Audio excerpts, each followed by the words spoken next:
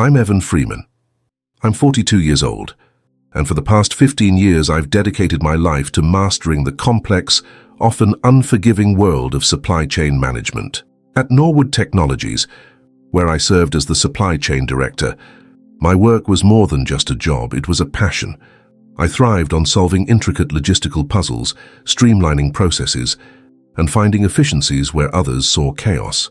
Over the years, I engineered solutions that saved the company millions, optimized delivery routes, and improved supplier relationships.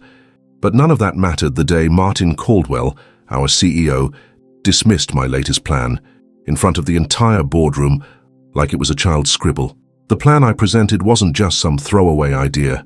It was a comprehensive, meticulously researched supply chain modernization strategy projected to save Norwood $8.5 million annually.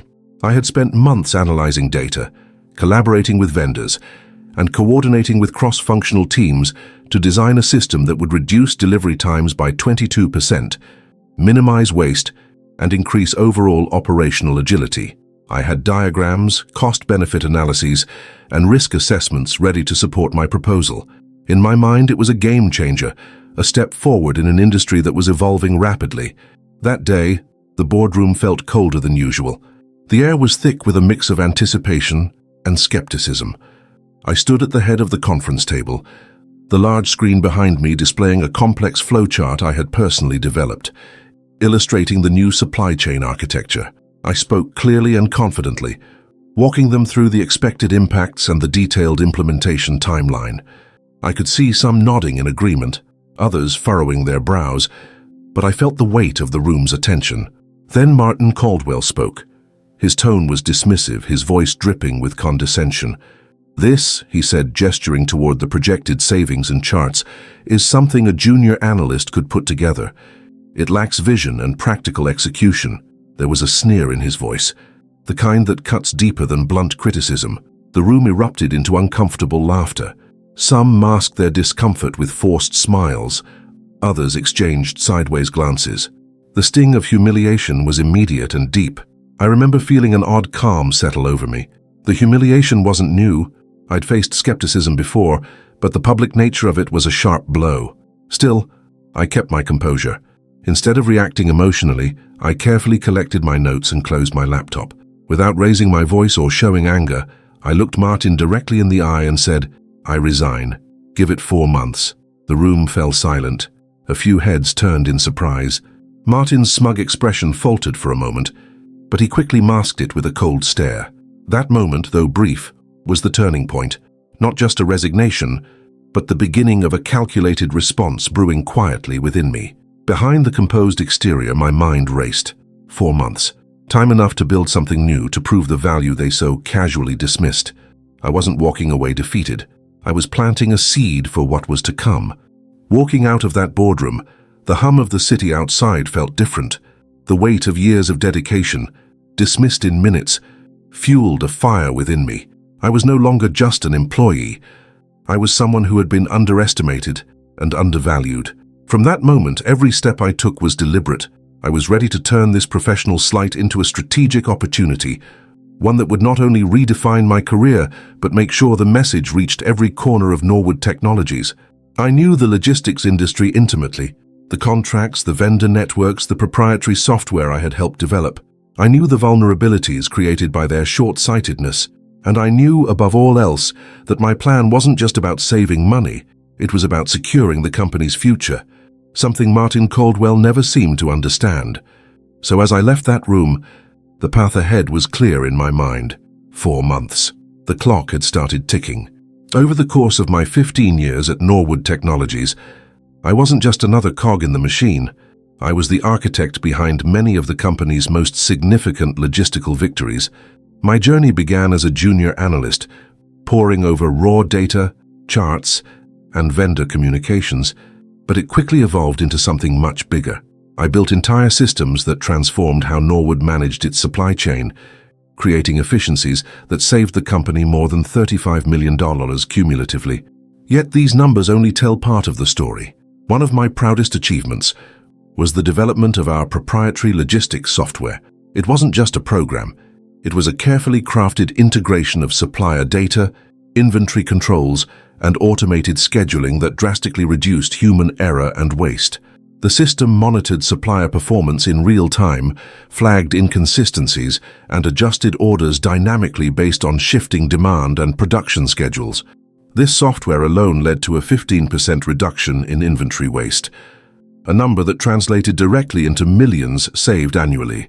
The algorithms I designed helped optimize delivery routes, cutting down transit times and fuel costs while improving on-time delivery rates.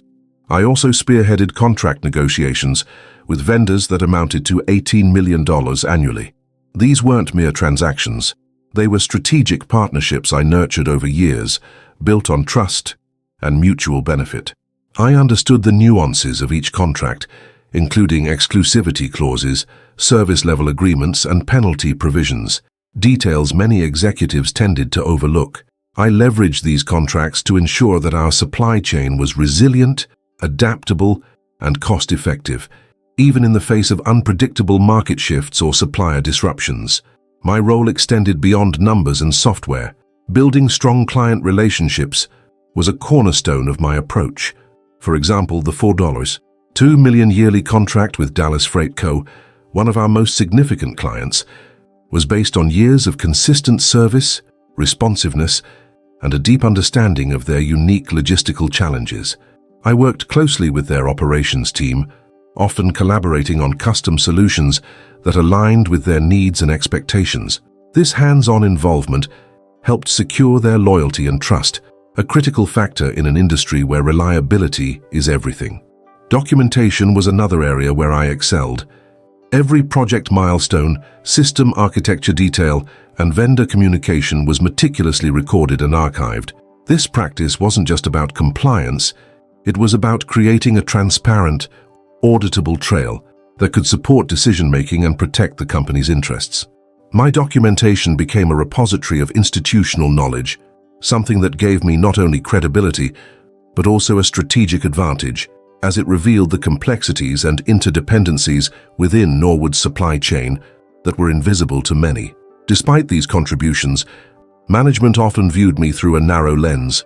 To them, I was the quiet, detail-oriented director who focused on the nitty-gritty, someone who didn't fit the mold of a visionary leader. But the truth was that the foundation of any visionary strategy lay in the kind of groundwork I built, the systems, processes, and relationships that made innovation possible. This disconnect between my actual value and how I was perceived by leadership was a source of frustration. I knew how much I had invested in building Norwood's capabilities and how vulnerable the company would be without that institutional knowledge. Yet time and again my insights were dismissed or overshadowed by more flamboyant short-term tactics favored by the executive team. The irony was that the plan I presented at the board meeting, the one Martin Caldwell so publicly derided, was the culmination of all those years of work. It wasn't a theoretical exercise, but a practical, data-driven roadmap designed to elevate Norwood's supply chain to the next level. It incorporated lessons learned from past successes and failures, integrated cutting-edge technology with proven methods, and aimed for sustainable growth rather than quick fixes. Looking back, I realize how deeply intertwined my professional identity had become with this work. It was more than a job. It was a mission to transform logistics into a competitive advantage for Norwood. And yet, in the space of a few dismissive words, all that dedication was reduced to a joke in front of my peers and superiors. The sting wasn't just personal, it was professional, a rejection of everything I had built and stood for. But beneath the surface, I was already planning my next move.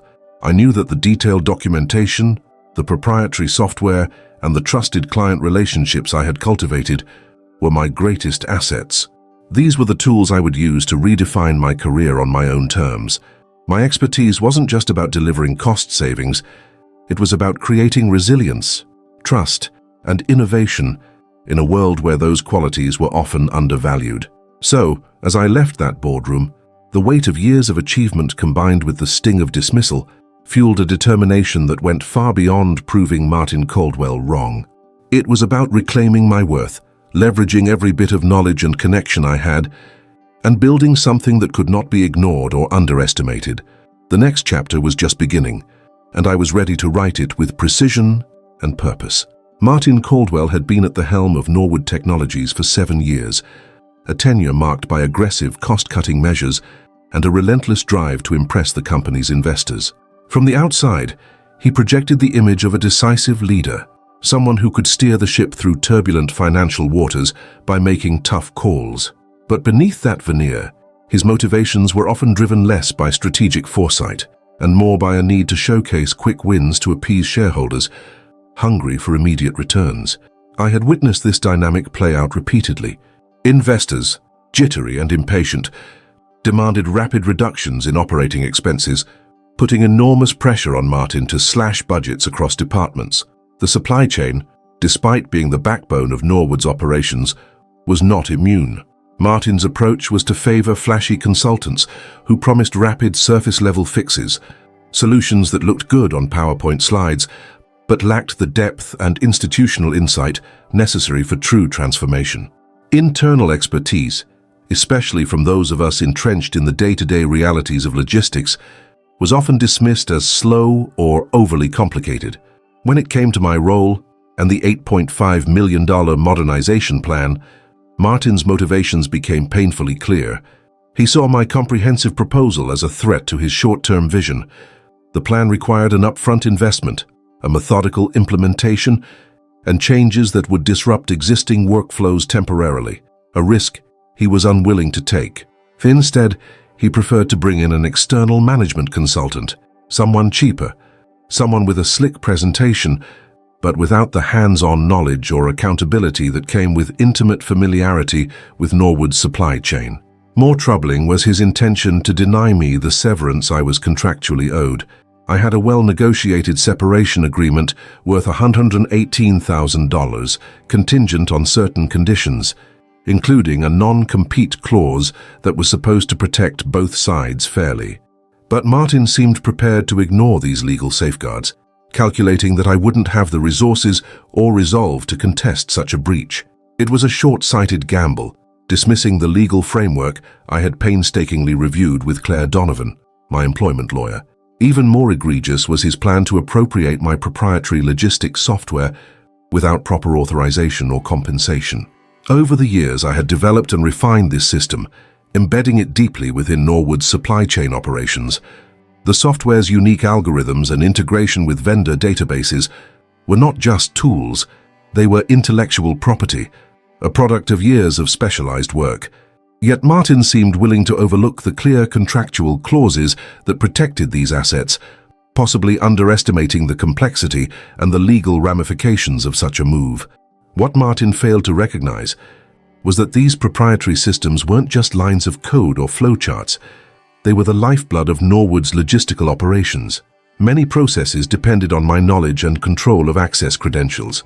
Without me or a trusted party managing these systems, Norwood risked operational instability. This oversight would later become a critical vulnerability. Thankfully, I wasn't alone in this fight. Claire Donovan, my employment lawyer, was an expert in employment and intellectual property law. She meticulously combed through every contract and clause, identifying the weak points in Norwood's position and the strengths in mine. Her guidance was indispensable in understanding not just the legal language, but the practical implications of enforcing these rights. Alongside Claire, Jason McCarthy, a former colleague and trusted logistics specialist, became my closest ally. Jason understood the technical intricacies of the proprietary system and shared my commitment to ethical business practices. Together, we formed a quiet but determined front. Jason's role was crucial, not just as a technical expert, but as a partner who could help bridge the gap between the systems I built and the new enterprise I envisioned. Martin's underestimation of these alliances was his greatest miscalculation. He assumed that a quick dismissal and replacement would suffice, that internal expertise could be easily discarded like an obsolete tool. But by ignoring the contractual protections and the operational realities tied to my work, he inadvertently set in motion the very forces that would challenge his authority and Norwood's stability. As I mulled over these dynamics, I recognized that this wasn't just a personal vendetta. It was a classic clash between short-sighted leadership, prioritizing optics, and a methodical strategist, safeguarding long-term value. Martin's motivation was clear: appease investors with quick fixes, cut costs immediately, and disregard anything that slowed that process, including the loyal professionals who built the company's core capabilities. This realization sharpened my resolve.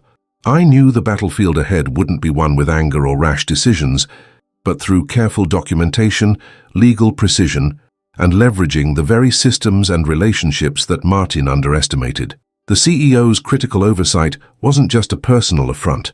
It was an opening, a vulnerability that I was ready to exploit strategically. The stage was set for a carefully orchestrated response, one that would challenge his assumptions and change the power dynamics at Norwood Technologies forever. After handing in my resignation, I retreated to my office to sift through the termination package Norwood had prepared. It was a cold document, clinical, impersonal, but beneath its bureaucratic language lay the company's true intentions. As I scrutinized the details, a disturbing pattern emerged. Norwood was already planning to bring in a new supply chain manager, someone who would step into my role swiftly and cheaply. But what hit me harder was the glaring omission of my severance package, $118,000 that was contractually guaranteed as part of my exit terms. It was as if management hoped I would simply walk away, forfeiting what was rightfully mine. The package was not just a number. It was recognition of my years of service and the tangible value I'd brought through innovation and steady leadership. Digging deeper, I uncovered that Norwood intended to ignore key clauses in my non-compete agreement. The contract stipulated specific conditions under which severance would be paid and dictated rightful use of intellectual property developed during my tenure. Yet the document suggested that the company was prepared to sidestep these provisions, effectively erasing the legal safeguards I had negotiated carefully with Claire Donovan, my employment lawyer. I felt the familiar sting of being underestimated again, this time not only professionally but legally. At the same time, I discovered internal emails between Martin Caldwell and the HR department that revealed a plan to deploy my proprietary logistics software in the supply chain without any compensation or credit to me. These emails were not subtle. They were frank discussions about how to transition the system ownership internally and minimize outside dependencies after my departure. What Martin overlooked was that these systems were not plug and play. They were complex, interwoven networks of processes and data flows that only I fully understood. Norwood was venturing into dangerous territory, risking operational instability by attempting to sever the link between the software and its original architect without proper knowledge transfer or legal clearance. One email stood out, a message from a senior manager expressing concerns about the knowledge gap left by my exit. It was quickly dismissed by Caldwell, who replied with a curt directive: "We proceed as planned, no exceptions." That cavalier attitude underscored the reckless gamble Norwood was taking, blinded by a short-term desire to cut costs and marginalize internal expertise. More alarmingly, I found evidence that the contract with Dallas Freight Comics, our largest client contributing $4.2 million annually, was already showing signs of strain. The proprietary software I built had automated many of their logistics operations, delivering reliability and real-time responsiveness that competitors struggled to match. Without proper system stewardship, Norwood risked service disruptions that could jeopardize this vital relationship. A few internal memos noted increased client complaints about delivery delays, but these warnings were largely ignored or attributed to temporary transition issues. My mind raced as I pieced together the scope of what was unfolding. The termination package was just the surface layer. Beneath it lay a strategic attempt by Norwood's leadership to recoup control quickly, while bypassing contractual and ethical obligations. The risks were not abstract. They threatened to unravel the sophisticated network of systems and partnerships I had built over years. But within that risk, I saw opportunity. I began formulating a strategic assessment. The severance denial was a clear breach of contract, one that could be contested legally. The intellectual property appropriation without authorization opened the door to infringement claims, and the fragile client contract offered leverage, as Dallas Freight Comas depended heavily on the systems and expertise tied to me. These were not isolated issues, but interconnected pressure points that, if approached methodically, could be wielded to protect my rights and challenge Norwood's reckless pivot. I reached out to Claire immediately, sharing all the documentation I had gathered. Her sharp legal mind cut through the corporate jargon and highlighted critical enforcement mechanisms buried in the agreements. She confirmed that Norwood's plans violated multiple clauses and emphasized that the non-compete clause was conditional on the severance being honored, a contractual lever often overlooked in such disputes. This gave me a foothold to negotiate from a position of strength rather than desperation. Parallel to legal routes, I conferred with Jason McCarthy, whose deep technical knowledge of the proprietary systems complemented my strategic outlook. Jason pointed out how Norwood's intent to continue using the software without proper knowledge transfer could cause catastrophic failures, something I suspected Martin was either unaware of or unwilling to acknowledge. Together, we began cataloging aspects of the system that Norwood could neither replicate quickly nor operate without intense oversight. As the pieces fell into place, I realized that Norwood's leadership had underestimated not only the complexity of the systems, but also my resolve to defend what was rightfully mine. Their attempt to push forward without honoring contracts or preparing the infrastructure for my absence exposed vulnerabilities that could not be ignored. More importantly, these weaknesses gave me leverage to craft a response that combined legal pressure with strategic client engagement. Internally, I reminded myself to stay calm and meticulous. Emotional reactions would only cloud judgment. Instead, I approached the situation like a logistics challenge, mapping dependencies, calculating risks, and identifying critical nodes to influence. The severance denial, intellectual property appropriation, and client contract instability were three pillars supporting Norwood's flawed plan, and each could be challenged separately, yet in concert. This assessment marked a turning point. I was no longer just someone walking away from a job. I was preparing to engage in a calculated, multidimensional strategy that would hold Norwood accountable and secure my professional future. The 4 months I'd promised were about to become a countdown, not to fading away, but to making sure my expertise and rightful claims could not be dismissed or erased. The weight of the termination package lay heavy in my hands, but it was also a roadmap. It revealed not just what Norwood intended to do, but where they had left themselves exposed. I felt the quiet satisfaction of seeing the bigger picture through the chaos, knowing that careful planning and deliberate action could turn this professional slight into a strategic advantage. The battle lines were drawn, and I was ready to navigate the complex terrain ahead. After gathering the initial evidence and legal insights, the next step was clear. I needed to build an airtight, methodical foundation for what would soon become a multi-front professional and legal campaign. I called Claire Donovan, my trusted employment lawyer, and we scheduled an in-depth review session. Claire was renowned for her rigorous attention to detail and her ability to navigate the intricate overlap between employment law and intellectual property rights. Over the next several days, we pored over every contract, amendment, and accompanying documentation tied to my role at Norwood Technologies. Claire's analysis was both encouraging and eye-opening. She confirmed that Martin Caldwell's approach wasn't just unethical, it was legally indefensible. The employment contracts clearly stipulated that my severance pay of $118,000 was contingent upon honoring specific clauses, including the non-compete agreement. More importantly, the proprietary logistics software we developed during my tenure was classified as company property only, insofar as it had been created within the boundaries of defined work parameters and under strict confidentiality agreements. But the code, the system architecture, and the intellectual property embedded within were uniquely mine in composition and design. Norwood had no rightful claim to appropriate it wholesale, without compensation or proper transfer of rights. That legal confirmation gave me the backbone I needed. This wasn't just a personal grievance or a matter of company politics. It was a breach of contract and an infringement on intellectual property that could be challenged in court and through regulatory authorities. Claire mapped out multiple avenues to enforce these protections, from filing complaints with the Department of Labor to pursuing claims for damages related to IP theft. Parallel to these legal discussions, I enlisted the technical expertise of Jason McCarthy, a former colleague who had worked closely with me for years and who understood the proprietary system down to its smallest function.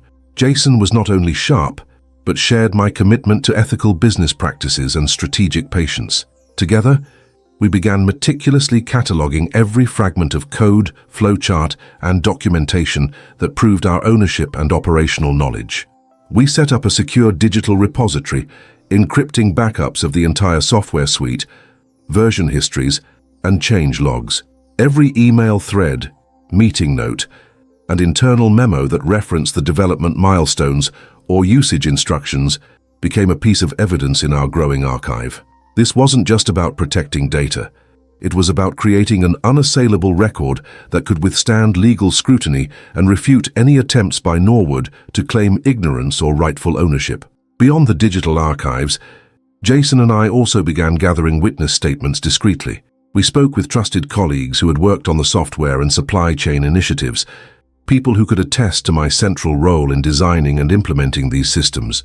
Their testimonies weren't about grievances. They were factual professional affirmations of the unique knowledge and contributions I had brought to the company's operations. One particular conversation stood out.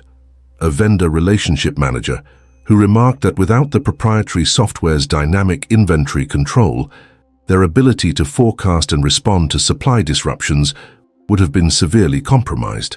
Statements like these underscored the system's operational significance and the risks Norwood was taking by attempting to proceed without proper knowledge transfer. As Claire prepared the legal framework and Jason and I assembled the technical and testimonial components, I drafted a detailed timeline chronicling the sequence of events, from the boardroom dismissal to the resignation, Norwood's plans to onboard replacements, the dismissal of severance obligations, and the unauthorized use of the logistics system. This timeline wasn't just a record. It was a strategic tool that highlighted Norwood's pattern of disregard for contractual and ethical obligations. Throughout this process, my internal dialogue remained focused and strategic. I reminded myself repeatedly, the non-compete clause is tied to severance compliance. Only Jason and I hold the system passwords. These two facts were my leverage points, the linchpins that could ensure Norwood couldn't simply sweep this under the rug or proceed unchallenged. I resisted the temptation to react impulsively. Instead, I treated this like any complex supply chain problem, identifying dependencies, bottlenecks, and points of leverage that, when managed correctly, could yield maximum impact with minimum risk. It was a calculated, deliberate approach, built on patience and precision. I also kept communication channels professional and measured. Every email to Claire, Jason, or colleagues was crafted carefully to maintain clarity and avoid any hint of emotional retaliation. This wasn't about anger. It was about preparation and control. By the end of those weeks, we had assembled a formidable arsenal. Airtight legal opinions confirming breaches, a comprehensive archive of technical evidence proving proprietary ownership, witness statements validating my role, and a strategic timeline exposing Norwood's reckless disregard for contract terms. This phase of preparation was crucial. It shifted my position from one of vulnerability, resigning under public humiliation, to one of calculated strength. The pieces were in place to mount a professional counterstrike that could not only protect my rights, but also expose Norwood's liability and operational risks. As I closed my laptop after a long day of cataloging documents, I felt a quiet but resolute confidence. The groundwork was done. With Claire's legal expertise and Jason's technical partnership, I was ready to move from preparation to action.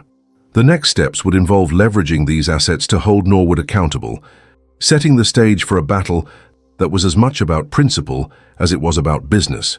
The clock was still ticking on my 4-month promise, but now I was fully equipped to ensure that when the time came, I would not just survive, I would strategically reclaim control. Claire Donovan's office was a sanctuary of calm precision, a stark contrast to the storm swirling in my professional life. When we met to dissect Norwood's actions and the legal terrain ahead, Claire's demeanor was all business, methodical, sharp, and unwavering. I unfolded the mountain of documentation we had painstakingly gathered: contracts, internal emails, system architecture diagrams, severance terms, and correspondence, laying it all out for her scrutiny. The gravity of the situation settled between us as she began her analysis, her eyes scanning each page with a practiced intensity. Her verdict was clear and unequivocal. Martin Caldwell, by dismissing my plan publicly and then orchestrating a severance denial, was in breach of fiduciary duty. A CEO, Claire explained, is legally obligated to act in the company's and stakeholders' best interests, which includes honoring contracts and ethical standards. Caldwell's deliberate attempt to withhold my severance pay, $118,000 that I had earned through years of loyal service, constituted a direct violation of employment law and contractual obligations. This wasn't some minor infraction. It was a foundational breach that exposed Norwood Technologies to legal repercussions. But the legal challenge didn't stop there. Claire's attention then turned to the proprietary logistics software, the system I had architected, refined, and integrated deeply into Norwood's daily operations. She pointed out that while the company held rights to software developed within my employment, intellectual property law protected the unique elements I had personally created, especially given their proprietary algorithms and specialized architecture. Norwood's plan to appropriate this software without compensation or proper licensing was a clear case of unauthorized use, a form of intellectual property infringement that carried significant penalties. We examined the internal email threads I had uncovered, messages between Caldwell and HR discussing plans to transition system ownership internally without consulting me or honoring contractual terms. Claire noted these emails were damning evidence of intent, removing any plausible deniability Norwood might claim. Intent is crucial in IP infringement cases, she said. This shows a premeditated effort to bypass your rights. To firm up the case, Claire advised preparing formal complaints targeting multiple fronts.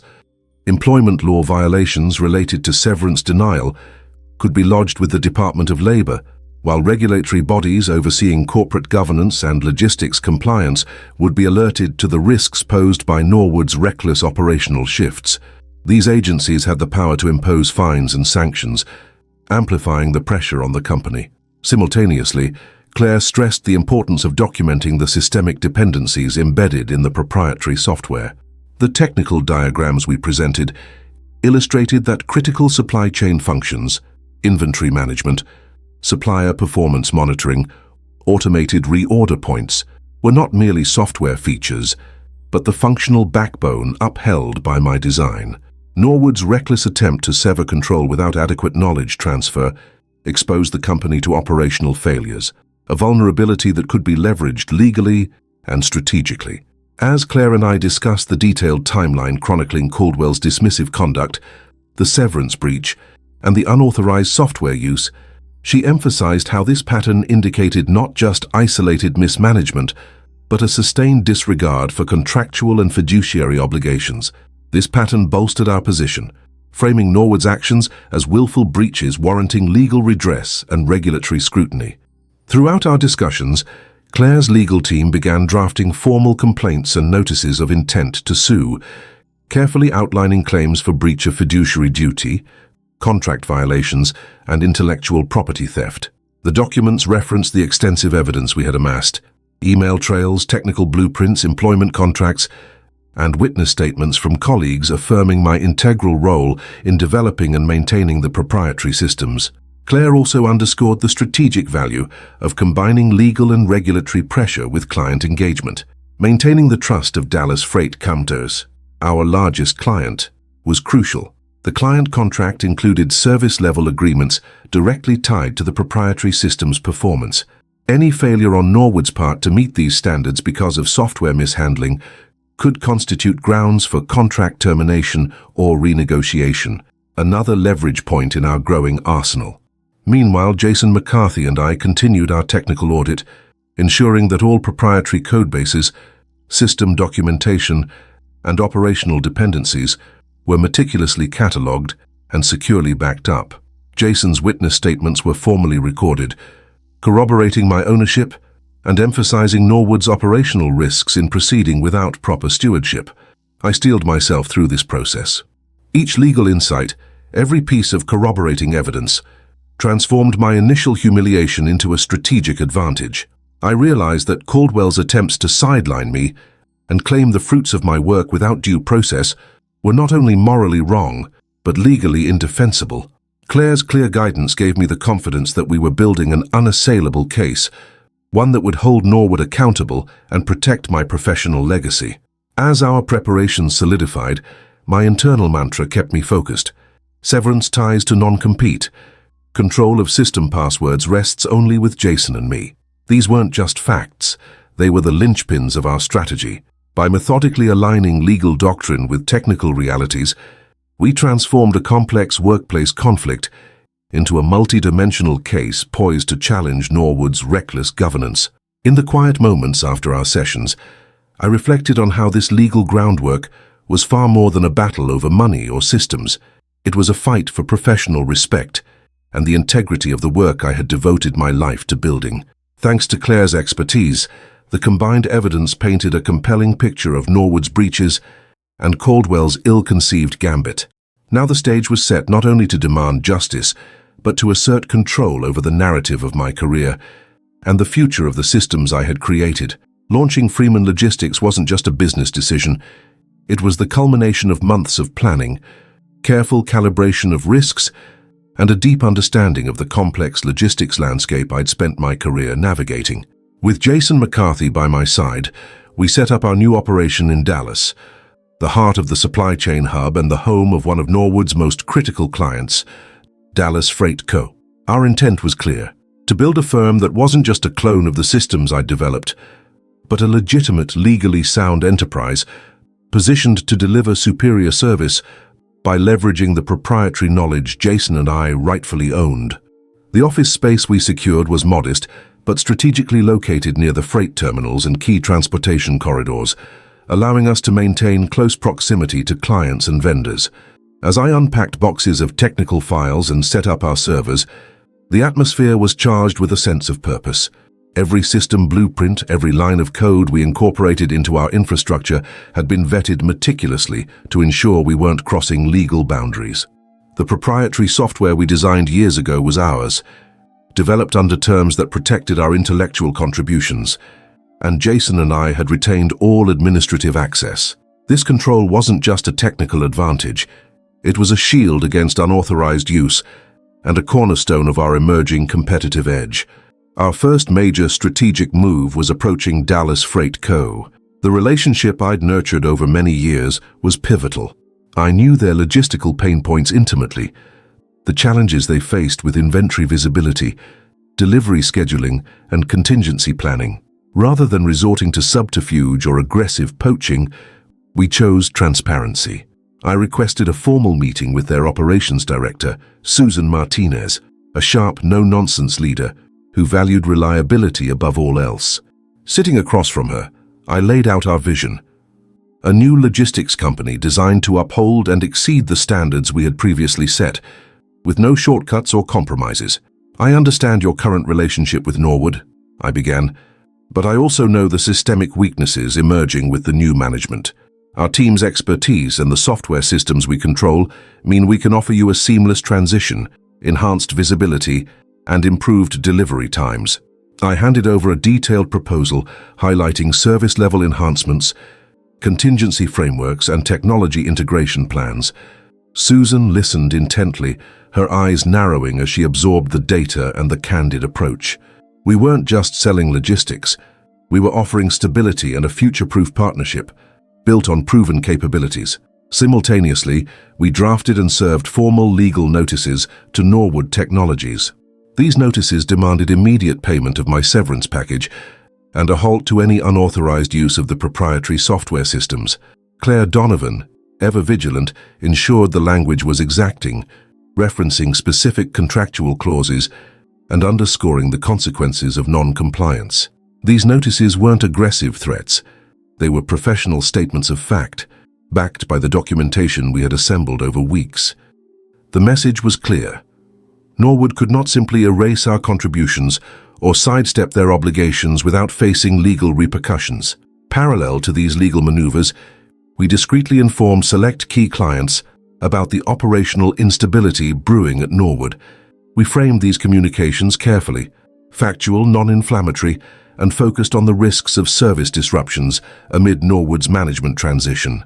The goal wasn't to sabotage, but to ensure clients had full visibility into the situation, equipping them to make informed decisions. Maintaining professionalism in every interaction was paramount. Our reputation depended on integrity as much as expertise. Behind the scenes, I maintained rigorous professional correspondence with Norwood's legal and operational teams. Every email, every phone call was documented meticulously. I was acutely aware that any misstep could be leveraged against us, so I was measured in tone and content, never revealing the full scope of our strategic preparations. This restraint was challenging, knowing what we were capable of, confident in our position, yet necessary. The professional battlefield was as much about perception and discipline as it was about legal claims. Meanwhile, Martin Caldwell remained caught in his short-term cost-cutting mindset, oblivious to the storm gathering just beyond the horizon. Internal memos I intercepted through trusted sources revealed his focus was on onboarding the new manager and promoting quick wins to impress investors. He underestimated the complexity of the proprietary systems and the loyalty of key clients to the expertise they associated with me and Jason. He celebrated the apparent savings without realizing that behind the scenes, we were methodically positioning to challenge his authority and the stability of Norwood's supply chain. The days blurred into weeks as Freeman Logistics gained traction. We fine-tuned our system architectures, integrated the latest data analytics, and rehearsed contingency plans for every plausible client scenario. Jason's technical acumen was invaluable. He ensured our platform was not a mere copy, but an evolved iteration, leveraging our intimate knowledge of the system's architecture to deliver reliability and scalability. Every client interaction was an opportunity to reinforce trust and demonstrate our commitment to excellence. As we laid the groundwork for our launch, the tension between strategy and execution sharpened. Each legal notice served was a calculated step, each client meeting a chance to affirm our value proposition. The clock was ticking on the 4-month period I'd promised upon resignation, and I was determined that when that deadline arrived, Freeman Logistics would not just exist. It would be a formidable force in the region's supply chain industry. The confluence of legal pressure, client engagement, and technical superiority created a unique position for us. Norwood's reliance on the proprietary systems we controlled meant that any operational misstep on their part would have immediate consequences. Meanwhile, our transparent approach to clients and regulators positioned Freeman Logistics as a trustworthy, competent alternative. The battle was no longer theoretical. It was unfolding in boardrooms, server rooms, and legal offices. Yet through it all, I kept my communication professional and controlled. Not a word of anger or bitterness slipped into our interactions. The strategy was not about emotional retaliation, but systematic leverage, enforcing rights and demonstrating the practical superiority of the systems and expertise we embodied. This poised stance was essential to maintain credibility and ensure that when the inevitable confrontations came, we would be seen as the rightful party, acting with integrity and precision. With the launch of Freeman Logistics underway and the legal groundwork firmly laid, the stage was set for the next phase of this complex challenge.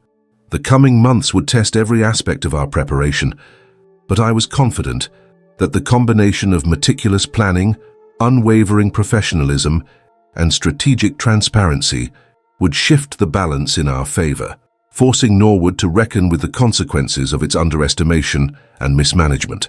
Within 2 months of my departure, the cracks that I had anticipated began to surface at Norwood Technologies. The new supply chain manager, thrust into a complex system they barely understood, struggled to maintain the smooth operations I had meticulously architected. Outages in the logistics software became frequent, sometimes lasting hours, disrupting the flow of goods, confusing vendors, and frustrating clients. Delivery deadlines stretched unpredictably, and the once honed efficiency we had celebrated eroded rapidly. The hum of confidence that had surrounded Norwood's supply chain was replaced by murmurs of concern and mounting anxiety. One morning, I received a discreet message from an old contact inside Dallas Freight Co., a trusted operations coordinator who had worked directly with me for years. Their tone was cautious but unmistakably urgent. "Evan, we're seeing delays that haven't been explained. Our shipments are arriving late, our inventory data is inconsistent, and our team is scrambling to manage fallout. We're starting to wonder if this is a temporary glitch or a systemic failure." It was the first clear indication that Dallas Freight Co. was losing faith in Norwood's ability to deliver the reliability we had once guaranteed. Shortly after, I was contacted by Susan Martinez, the operations director at Dallas Freight Co., with whom I had built a rapport over the years. Her voice was measured, but the undercurrent of frustration was evident. "Evan, we've been monitoring the situation closely. The pattern of disruptions is concerning. We need to discuss contingency plans if these issues persist." This wasn't just a polite check-in. It was a signal that Dallas Freight Co. was preparing to safeguard their supply chain against further instability, and they were looking at Freeman Logistics as a potential lifeline. Behind the scenes, Claire Donovan was already mobilizing. The formal complaints we had filed with regulatory bodies overseeing employment law and logistics compliance had begun to trigger preliminary inquiries. Hearing that a major client was expressing doubts only strengthened our case. Regulatory investigators reached out for documentation, and we provided detailed evidence of Norwood's operational shortcomings and contractual breaches. The mounting legal pressure was a strategic lever, slowly tightening around Caldwell and his leadership team. Meanwhile, Martin Caldwell seemed blissfully unaware of the growing storm. Internal communications I intercepted through trusted sources revealed his focus remained on spinning the narrative of cost savings and rapid onboarding of new management. He was publicly touting the streamlined transition and leaner operations, oblivious to the operational chaos unfolding beneath the surface. His dismissive confidence was a stark contrast to the reality that was beginning to unravel around him.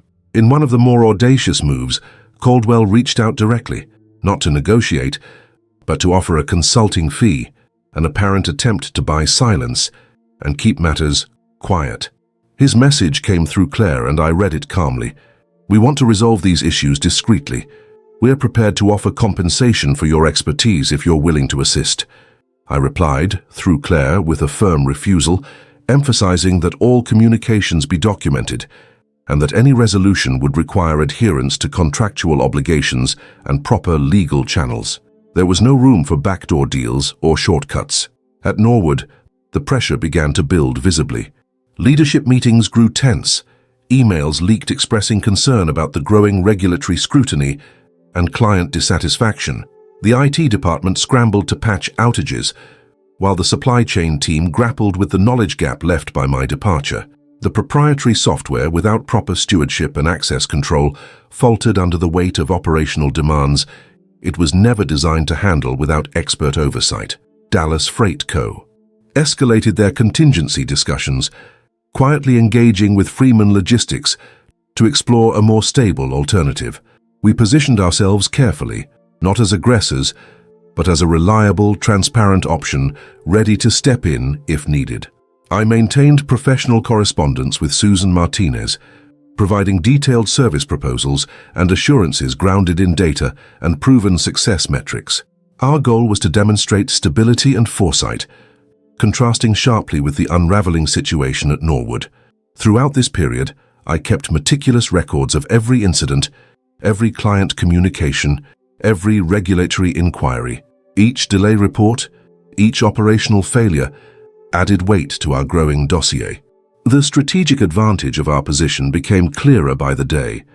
Norwood's attempt to disregard contracts and intellectual property was backfiring spectacularly, threatening not only their client relationships, but their very operational viability. The tension was palpable but controlled. I avoided premature celebrations or reactive moves. Instead, I focused on the slow, deliberate build of a professional crescendo that would force Norwood to confront the consequences of its reckless decisions. The 4-month clock I had promised ticked steadily onward, and with each passing day, our position strengthened, not just legally but in the court of client trust and industry reputation. The stage was set. Norwood's faltering supply chain operations, the regulatory spotlight, and Dallas Freight Co.'s growing interest in Freeman Logistics converged into a perfect storm. I could feel it in every call, every email, every data report. This was no longer just about a personal slight or a dismissed plan. It was a systemic unraveling that Norwood's leadership had brought upon themselves, and it was only a matter of time before the full professional consequences began to unfold. As I looked ahead, I knew the coming weeks would be critical. The operational disruptions had opened a door, a chance not only to protect my rights, but to demonstrate the tangible value of expertise, integrity, and strategic patience. The battle for Norwood's top client was underway, and I was ready to meet it head-on. Simultaneously, Claire Donovan moved decisively, filing a formal lawsuit against Norwood Technologies. The claim was clear and uncompromising. Norwood owed me the $118,000 severance pay stipulated in my contract, and beyond that, the company was liable for damages arising from their unauthorized use of the proprietary logistics software I had developed. This wasn't a trivial matter. It was a calculated breach of contract and intellectual property theft with serious legal ramifications. Claire's filing meticulously referenced the mountain of evidence we had compiled: the employment contracts, internal emails exposing Caldwell's intent, and technical documents proving the uniqueness and ownership of the software system. While the lawsuit set the legal wheels turning, regulatory investigations intensified behind the scenes. Agencies responsible for overseeing employment law and corporate compliance began probing Norwood's practices, prompted by the formal complaints Claire submitted. These investigations uncovered troubling patterns: Norwood's disregard for contractual obligations, misappropriation of IP assets, and potential violations of logistics industry regulations designed to ensure operational stability and client protection. The regulatory spotlight wasn't just an abstract threat. It brought the tangible pressure of fines, sanctions, and public scrutiny that could undermine the company's standing in the industry. A pivotal moment came when Dallas Freight Co., our largest and most lucrative client, responsible for $4.2 million in annual revenue, formally signed a contract with Freeman Logistics to manage their supply chain operations. This agreement was a seismic shift. For years, I had nurtured a relationship of trust and responsiveness with Dallas Freight's operations team, and our proposal emphasized stability, superior service, and transparency, qualities that Norwood was beginning to lose amid the operational chaos. The contract symbolized not only a professional victory, but also an undeniable validation of the systems and expertise Jason and I had built. The evidence we presented in the legal proceedings was thorough and damning. System logs showed unauthorized access and attempts by Norwood personnel to integrate the proprietary software without my consent or licensing. Email trails revealed Caldwell's explicit instructions to bypass contractual clauses and to transition ownership internally, a phrase that now sounded more like an admission of willful infringement than corporate strategy.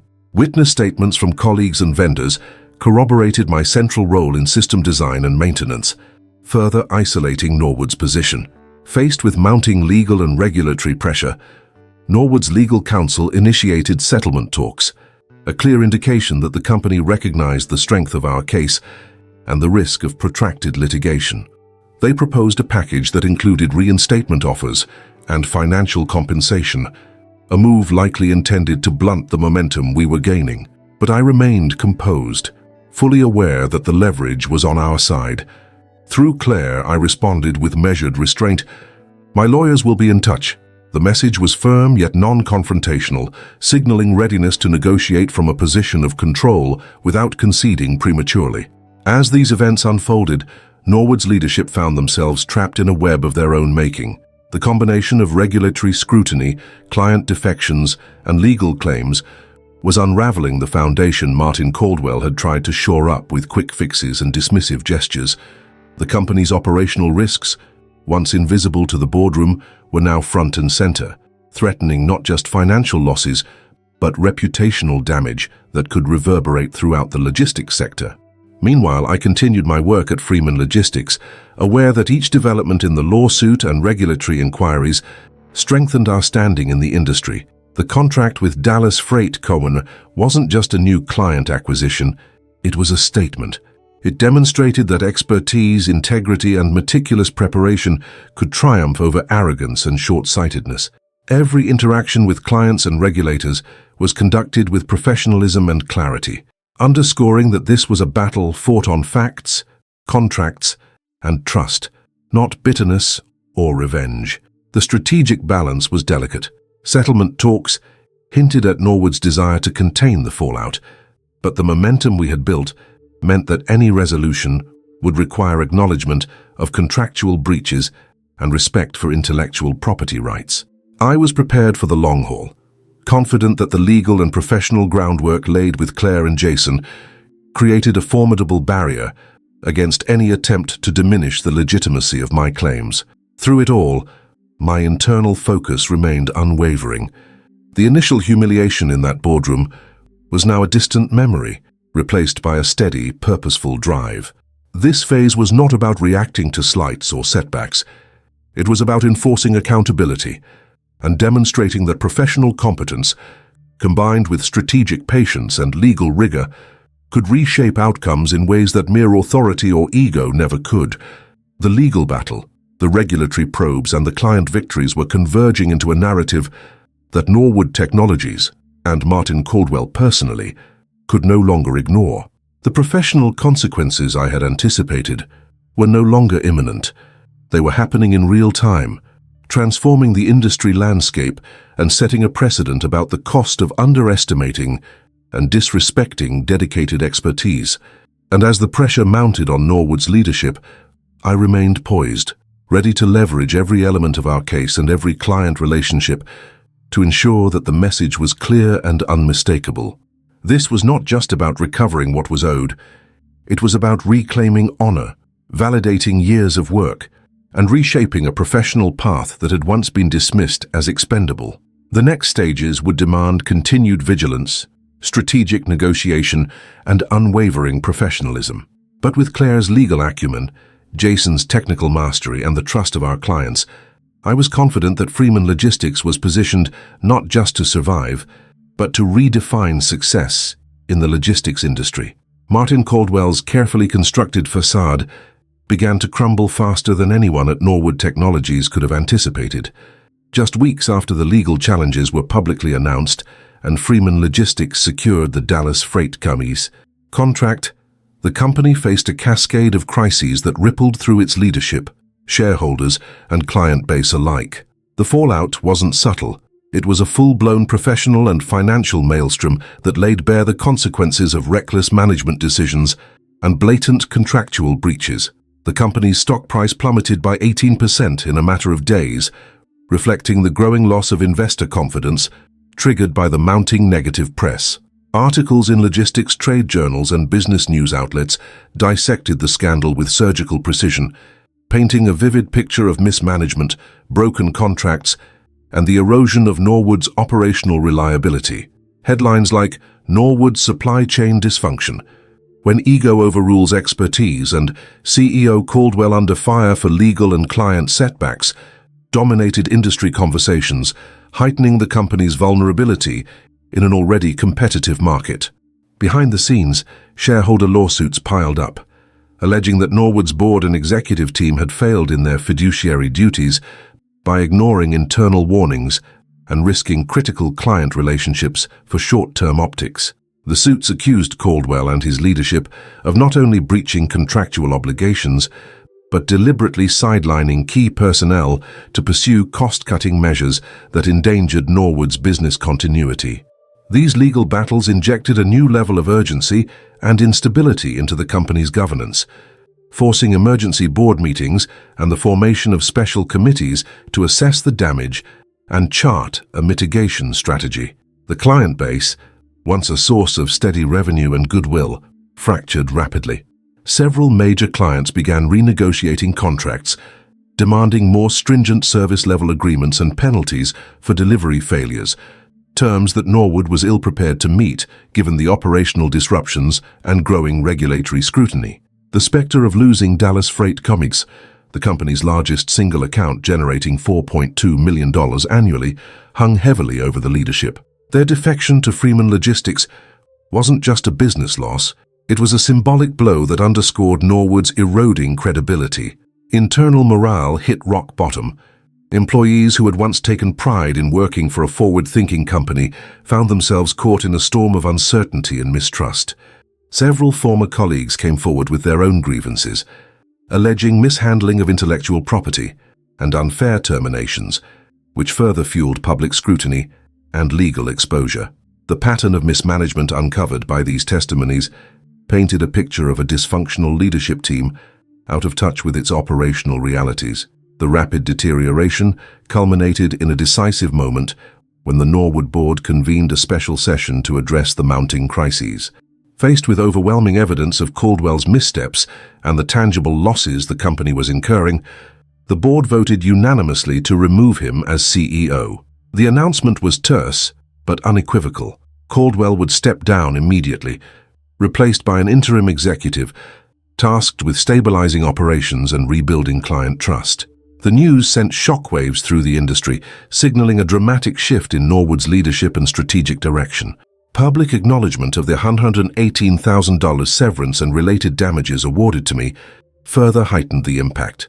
This information became widely circulated in business circles, reinforcing the narrative that Norwood's leadership had not only erred strategically, but had been held financially accountable. It marked a rare instance where professional vindication was made visible, sending a clear message to other corporate leaders about the real costs of underestimating dedicated expertise and breaching legal agreements. Yet, even amid the turmoil, Norwood struggled to contain the damage. The loss of contracts and dilapidated client relationships translated into immediate revenue shortfalls, forcing the company to reconsider its growth projections and operational budgets. Investors grew restless, and the company faced pressure to find a sustainable path forward, one that would require rebuilding trust, investing in system stabilization, and perhaps most challenging of all, repairing the fractured internal culture. For me, this unfolding cascade of events validated the careful, strategic patience Jason, Claire, and I had exercised from the beginning. The professional consequences I had anticipated were not hypothetical. They were real, systemic, and affecting every level of Norwood's operations. The combination of legal accountability, client defection, and leadership upheaval was reshaping the industry narrative, illustrating that competence and integrity could indeed prevail against short-sighted, ego-driven leadership. As Norwood Technologies grappled with these cascading failures, the logistics community took note. Industry peers discussed the case as a cautionary tale, reinforcing the importance of respecting employee contributions, honoring contracts, and valuing institutional knowledge. The ripple effects extended beyond Norwood, influencing corporate governance conversations and supply chain management practices across the sector. While the dust settled unevenly around Norwood's missteps, the path ahead for me and Freeman Logistics grew clearer. The professional destruction wrought upon my former employer opened new doors and defined a landscape where strategic expertise and legal diligence were prized assets. But the battle was far from over.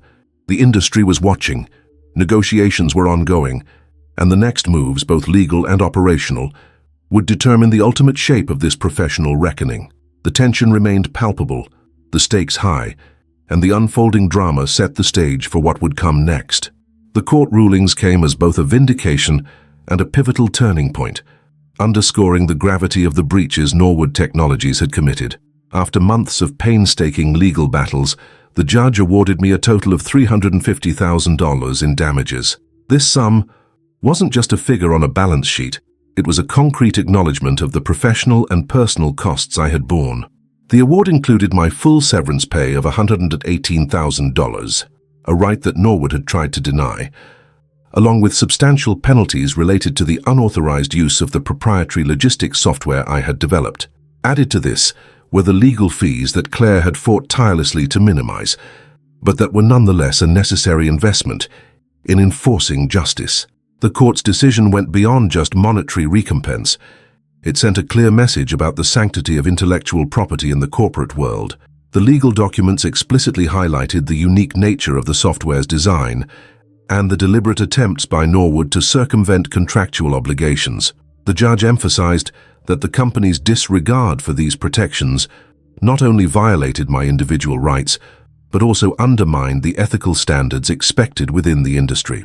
This ruling struck at the heart of corporate accountability, framing intellectual property not as a mere asset, but as a reflection of professional innovation and integrity.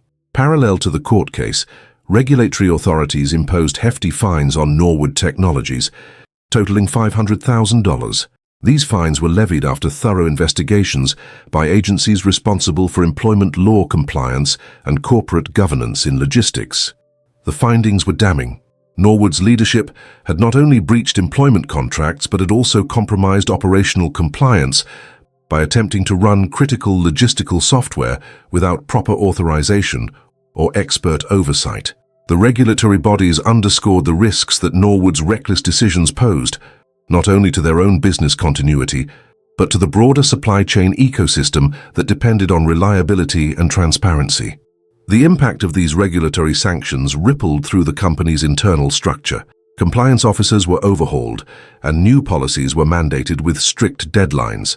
Norwood was forced to submit to ongoing audits to ensure corrective measures were implemented, an ignominious position for a company that had once prided itself on operational excellence.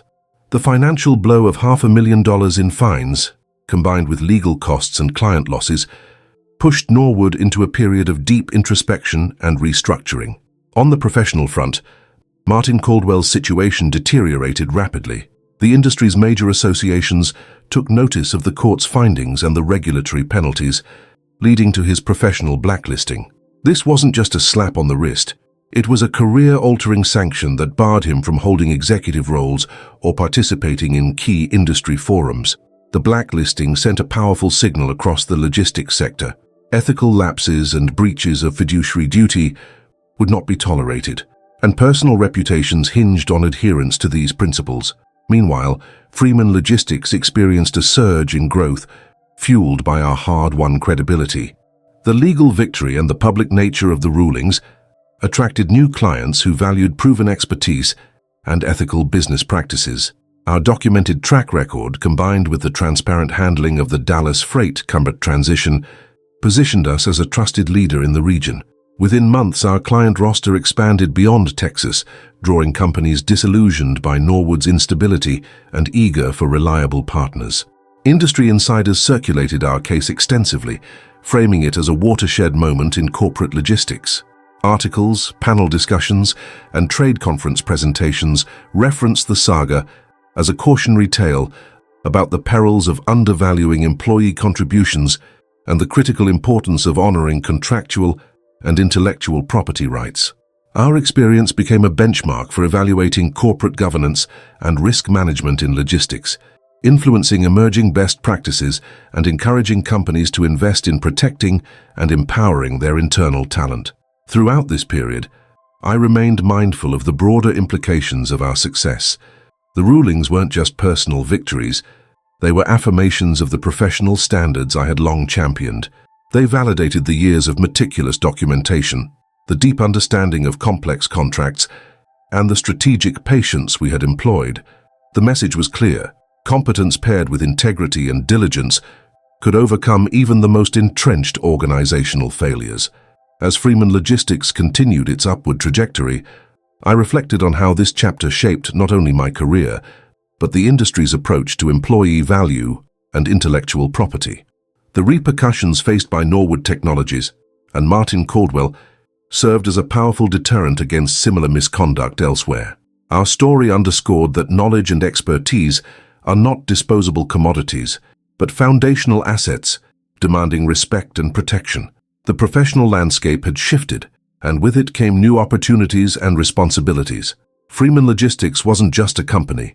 It had become a symbol of what disciplined, principled leadership could achieve. And as I stood at the helm, I was keenly aware that this was just one milestone in an ongoing journey of innovation, accountability, and professional excellence. 4 months after I handed in my resignation, I found myself standing at the helm of Freeman Logistics, a company Jason McCarthy and I had painstakingly built from the ground up.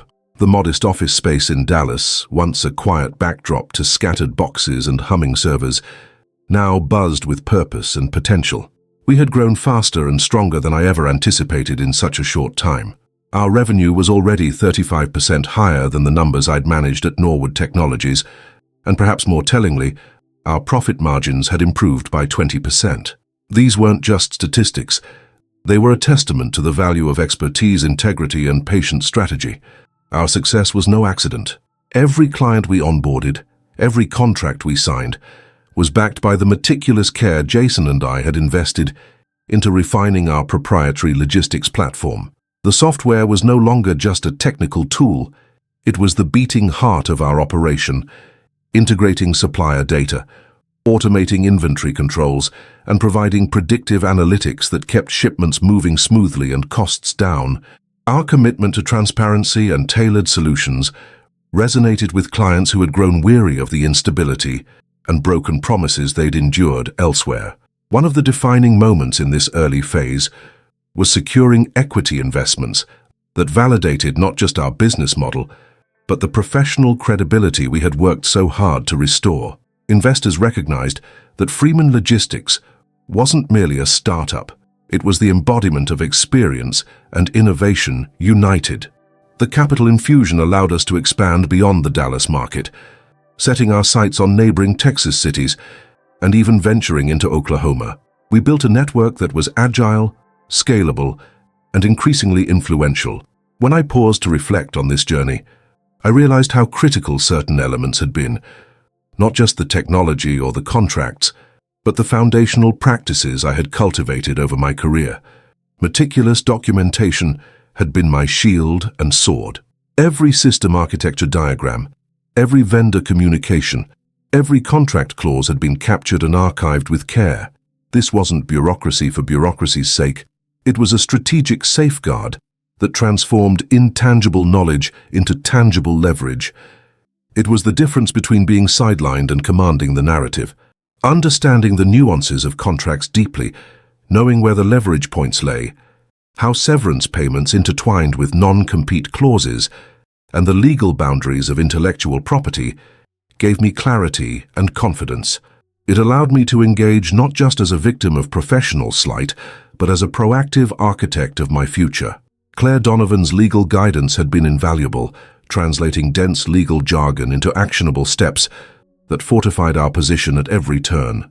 Yet perhaps the most important lesson was the power of strategic patience. The moment in that boardroom, when Martin Caldwell dismissed my plan, felt like a personal defeat, but I learned that responding with measured calm rather than impulsive retaliation was far more effective. The 4 months I had promised myself weren't just a countdown. They were an opportunity to build, to prepare, and to position myself for a comeback, grounded in principles rather than emotion. Today, as I navigate the evolving landscape of Freeman Logistics, I carry forward that lesson every day. The journey from public humiliation to professional vindication was neither swift nor easy, but it was deliberate and controlled. I feel a renewed sense of respect in the industry, not just from clients but from peers and competitors who recognize the value of combining expertise with integrity. Financially, the transformation is clear. The company's growing revenue and profit margins provide stability and fuel for innovation. We're investing in next-generation logistics technologies and deepening partnerships with vendors and clients alike. But beyond the numbers, there's a profound personal satisfaction in knowing that the trust I had built over 15 years wasn't erased by one dismissive comment. Instead, it became the foundation for something stronger and more resilient. Looking ahead, the path is full of possibilities.